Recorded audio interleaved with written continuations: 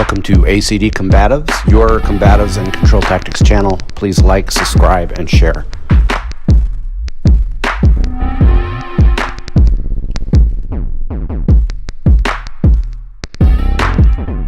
Hey guys, this is Kurt. I wanted to do a rebuttal on my last video concerning suicide by cop. Completely stand by everything I said in that video, but one thing that was brought to my attention via an email, and the individual agreed that it was a good video and everything, but they made a valid point. In the video I said this was a good shoot. I want to emphasize that there's no such thing as a good shoot. If you, as a law enforcement officer, I mean, we're not soldiers. Soldiers, the enemy attacks, we shoot them. That's just the matter of warfare. That's what happens in warfare.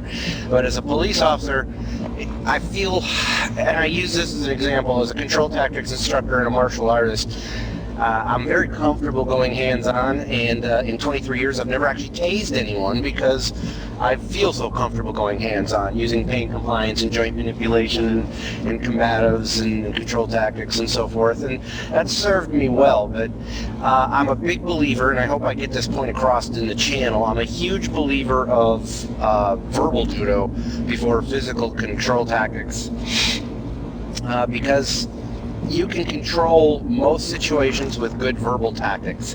And when I am in a situation and it goes to a hands-on, I know that it's just a fact of life. Sometimes it's going to happen. People are on drugs, or they're just emotionally disturbed, or they're worked up to the point where they're just not going to listen to you, and that's just part of police work. But I somehow cannot feel good about it. I always feel like, man, is there something else I could have done? And I know that for a fact, as a control tactics instructor and an FTO, there's sometimes where you just can't get things done without having to use hands-on. And I try to be persuasive as much as possible, but at the end of the day, it's you ask them, you tell them, and you make them. And this is where people get upset sometimes in the news, where the cop used force, and they're like, well, why did you have to do that? The minute they say, no, I'm not going to jail, the minute they say, screw you, they're resisting arrest. You're not allowed to resist arrest as a civilian. If you have a problem with the arrest, bring it up in court. You will have your day in court, and if you are right, you will win the criminal case, and then you'll have grounds for a civil case. It's that simple.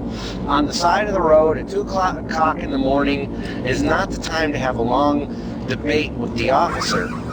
Now, as an officer, it's your obligation whenever possible to make it completely clear, black and white, why they're being arrested. I try to do that every time I make a contact with somebody, because sometimes I get people, I contact them for something very minor. We'll say a brake light out, that's a good example. And they almost feel like, don't you have anything better to do? Well, guys, that's called criminal patrol.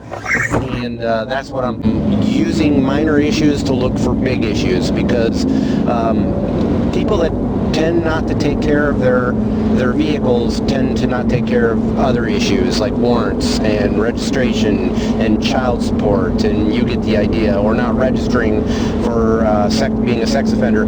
These are the interesting things and criminal things that I'm hunting for. I'm not a big ticket writer, but I definitely am hunting, and I use criminal patrol to do that, and traffic is a great way to do that. But I am definitely off topic. In the video, I said this is a good shoot, and hypothetically, yes, it was absolutely a good shoot, but what I should have said, it was an ethical shoot, it was a moral shoot.